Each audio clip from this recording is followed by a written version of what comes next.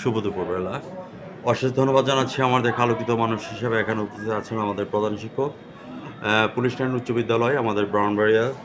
আমি সাংবাদিক ফরহাদ ভাই আপনার সঙ্গে আছি, ব্রাউনবাড়িয়া জেলা প্রতিনিধি এবং ভ্রমণ রিপোর্টার হিসেবে আমি সাংবাদিক ফরহাদ ভাই, সাথে আছে আমাদের বিশেষ প্রতিনিধি Shammi Akter Shimi. Sir, as well আমি আপনার কাছে জানতে চাচ্ছি আমাদের এই স্বনামধন্য প্রতিষ্ঠানে আপনার প্রধান শিক্ষক হিসাবে জয়েন করাতে আপনার অনুভূতিটা কেমন লাগছে সেটা আপনার চ্যানেল 99 তুলে ধরবেন। আমি সাংবাদিক ফরহাদ সাহেব আপনার সঙ্গে আছি। সম্মানিত স্যার।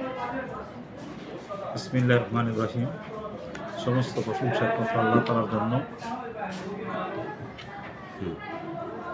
যে আমি পুলিশ লাইন উচ্চ বিদ্যালয়ের প্রধান শিক্ষক হিসেবে ভারপ্রাপ্ত হিসেবে জয়েন করার পরে আমার কাছে খুব ভালো। তার কারণ একটা প্রশাসনিক স্কুলের ডিসিপ্লিন এবং স্কুলটাকে আমাদের মাননীয় প্রধান অতিথি, মাননীয় প্রধান সভাপতি, মাননীয় এসপি মহোদয় পরিচালনার দায়িত্বে থাকেন এবং স্যারের পক্ষ থেকে একজন অ্যাডিশনাল এসপিকে এই স্কুলের দায়িত্ব দেওয়া হয়। উনি সর্বাঙ্গনে এবং ন্যাগরানি এবং দেখাশোনার কাজে নিয়োজিত থাকেন। আমাদের মাননীয় বর্তমান পুলিশ সুপার মহোদয় ব্রাহ্মণ জেলায় জয়েন করার পরে স্কুলকে নিয়ে খুব উনি স্বপ্ন দেখতেছেন যাতে স্কুলটা আরও ধন্য হয়। আমাদের স্কুলের আপনাকে অশেষ ধন্যবাদ জ্ঞাপন করছি আপনার অনুভূতির কথা তুলে ধরার জন্য। পরবর্তীতে আমি আপনার কাছে জানতে চাচ্ছি, সম্মানিত আলী স্যার, আপনি প্রধান শিক্ষক হিসাবে একটু আমার সাথে চায়ের ফাঁকে ফাঁকে সাক্ষাৎকারের কথাটা তুলে ধরবেন। একজন শিক্ষার্থী ভালো রেজাল্ট করতে গেলে শিক্ষক, অভিভাবক এবং স্টুডেন্টের কী ধরনের ভূমিকা থাকলে আমরা আলোকিত স্টুডেন্টকে পেতে পারি? সম্মানিত প্রধান শিক্ষক স্যার। একজন শিক্ষার্থীকে যদি ভালো করতে চায় তাহলে তাকে তার অভিভাবক, শিক্ষক, তার স্কুল এবং সব জায়গায় তাকে এবং নিগরানি এবং তাকে দেখাশোনার মধ্যে রাখতে হবে। তাকে যেন নিয়মিত পড়াশোনায়, খেলাধুলায়, বিভিন্ন অ্যাক্টিভিটিসে সে যেন অংশগ্রহণ করে এবং আন্তর্জাতিক সম্বন্ধে যেন তার ধারণা ফুটে ওঠে। সেক্ষেত্রে অভিভাবকের ভূমিকাটা কি থাকা উচিত? অভিভাবকের ভূমিকাটা হলো, আমি মনে করি যে ঠিকমতো স্কুলে আসছে কিনা, ওনার বাচ্চাটা আসলে আমাদের স্কুলে থাকে কতক্ষণ আর অভিভাবক তার কাছে থাকে কতক্ষণ, এই জিনিসটা আমরা দেখি। সময়টা বেশিরভাগ সময় অভিভাবকের কাছে থাকে। সে পড়াত বসলো কিনা, না পড়াত বসে অন্য কিছুর দিকে মনোযোগী হইলো কিনা, ওই দিকে যদি অভিভাবক একটু নজর রাখে তাহলে আশা করি তার পড়াটার প্রতি আর মনোযোগী বাড়বে এবং এটা দ্বারা তার ভবিষ্যৎটা সুন্দর এবং সুফল হয়ে উঠবে। খুব সুন্দরভাবে আপনি প্রস্তাবনা রেখেছেন। অভিভাবকের কথাটা যে কথা বলেন, একটা ক্যাম্পাসের মধ্যে সাধারণত একটা স্টুডেন্ট 4 থেকে 5 ঘন্টা সময় কাটে। বাকি সময়টা কিন্তু বাসায় থাকে, প্রায় 18 ঘন্টা 19 ঘন্টা সময় তার অভিভাবকের সাথে অবস্থান করে। আদৌ স্কুলে আসছে কিনা, স্কুল থেকে বাসায় ঠিকমতো পড়ছে কিনা, তারপর খেলার মাঠে গেল, খেলার মাঠ থেকে বাসায় ঠিকমতো পড়ছে কিনা এবং CW গুলি কন্টিনিউসলি করেছে কিনা, এগুলি যদি লোকাপটা করে আমার মনে হচ্ছে যে অভিভাবকের দ্বারাই সম্ভব হবে আমরা আলোকিত স্টুডেন্টকে পাওয়ার জন্য। তো সেই ক্ষেত্রে স্যার আবার আরেকটা প্ল্যাটফর্ম নিয়ে একটু কথা বলতে হবে টিচারদের কী ধরনের করণীয় আছে সে কথা। টিচারদের করণীয়টা হলো সে পড়া কতদিনটি যে প্রজেক্ট দিয়ে গেল বা বাড়ির কাজ যেটা ঠিক মতো করলো কিনা এবং অ্যাটেন্ডেন্স ঠিক আছে কিনা, নিয়মিত স্কুলে আসে কিনা, তার ড্রেস এবং স্কুলের যে ইউনিফর্ম ঠিক আছে কিনা, এগুলার প্রতি খুব চোখান্নার সহিত দেখা এবং তার পড়াশোনা ক্লাসে বসলে কোনো অন্য মনস্ক হয়ে থাকে কিনা, তাকে মনোযোগী হওয়ার জন্য যতটুকু করার এটা টিচারের দায়িত্ব। স্যার, আপনাকে অশেষ ধন্যবাদ জ্ঞাপন করছি। তার ধারাবাহিকতা রক্ষা করার জন্য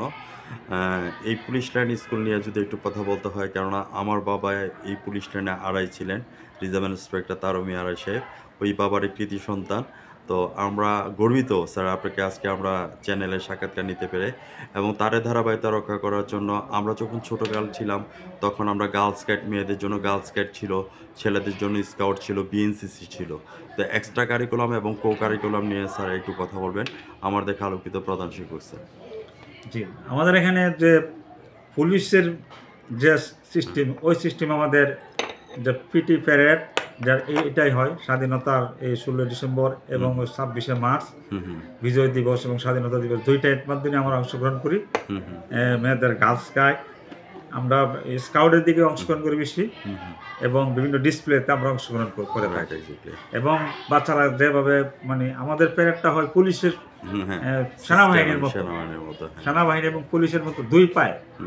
আর আমরা কিন্তু ভাঙ্গা প্যারেড করি না আমরা 2 পায়ে প্যারেড করি এই প্যারেডটা আমাদের জন্য খুবই সুন্দর আমরা সবসময় আমাদের আপনাদের সামনে পুরস্কারের ঝুলি আছে অনেক পুরস্কার রাখার জায়গা নাই এই জন্য আমরা অনেকগুলো বাইরে দিয়ে থাকি কিছু হইলে অনেকগুলো আমরা জমায় রাখতে দিই এরকম অবস্থা আমরা ডিসপ্লেতে দেখতে পাচ্ছি অনেক ধরনের পুরস্কার স্যার নিয়ে আসছেন এবং স্যারের স্টুডেন্ট আসছে স্যারের হাত ধরে স্যার আপনার অনেক স্টুডেন্ট আজকে ডাক্তার ইঞ্জিনিয়ার এবং বুয়েট চুয়েট এবং হচ্ছে যে বিভিন্ন বিশ্ববিদ্যালয়গুলোতে চান্স পেয়েছে স্যার আমি আপনার কাছে জানতে চাচ্ছি যে আমি সাক্ষাৎকারের শেষ পয়েন্টের মধ্যে এসে বলতে চাচ্ছি যে 4 ফাঁকে সাক্ষাৎকারে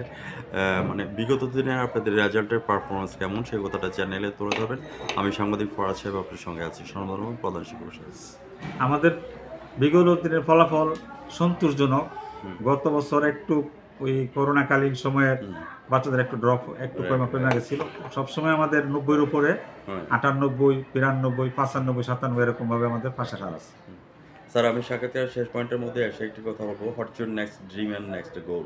আগামী দিনে আপনার স্বপ্ন কি আছে আপনি চ্যানেলে তুলে ধরবেন আমি সাংবাদিক ফরাজ সাহেব আগামী দিনে আমার স্বপ্ন এরকম যে স্কুলটা আমরা চেষ্টা চালাচ্ছি আমাদের একটু সমস্যা এটাই যে আমাদের একাডেমি যে ভবন এটা এখনো টিনশেড বাচ্চাদের জন্য আমরা একটা কষ্টের কারণ আমরা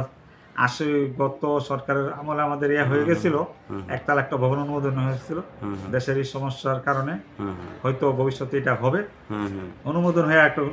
স্থির হয়ে আছে একাডেমিক কার্যক্রম যদি স্থির হয়ে যায় ইনশাল্লাহ আমাদের স্কুলটা জেলার মধ্যে আমরা কিভাবে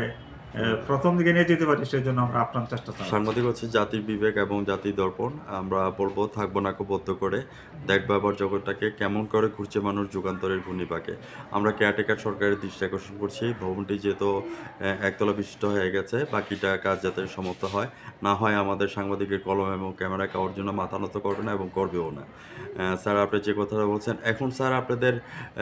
মানে আইসিটি ভবন এবং শেখ রাসেল ডিজিটাল অ্যাপ আছে কিনা সেই জিনিসটা আমি আপনাকে আমাদের আইসিটি ডিজিটাল ল্যাব এখন তো আর আমাদের আইসিটি ডিজিটাল ল্যাবে নাই বর্তমানে হলো আমাদের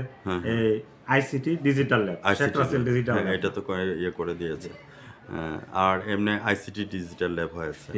তো সেই সুবাদে আপনাকে আমি ধন্যবাদ জ্ঞাপন করছি ভিউয়ার্স যারা আমার চ্যানেলের সামনে আছেন আমাদের প্রধান শিক্ষক স্যারের সাক্ষাৎকারটি আজ রাত চ্যানেল 99-এ দেখে নেবেন এবং জাতীয় পত্রিকা দৈনিক আজকে আলোকিত সকাল থেকে আমি ভ্রাম্যমাণ রিপোর্টার এবং ব্রাহ্মণবাড়িয়া জেলা রিপোর্টার হিসেবে বিদায় রেখে আছি সাথে এখানে স্বামীজান সিমি আছে আপু আপনাকে আমি ধন্যবাদ জ্ঞাপন করছি স্যার আপনি ভালো থাকেন সুস্থ থাকেন I pray to God almighty to Allah you success in life day by day ইনশাআল্লাহ ধন্যবাদ আপনাকেও ধন্যবাদ আপনারা কষ্ট করে আমার স্কুলে হাজির হচ্ছেন এবং হাজির হয়ে আমার সাক্ষাৎকার নিলেন স্কুল সম্বন্ধে কিছু জানলেন এবং স্কুলের ভবিষ্যৎ সম্পর্কে তুলে ধরছেন সেই জন্য আপনাকেও ধন্যবাদ জানাচ্ছি থ্যাংক ইউ স্যার 9টা 15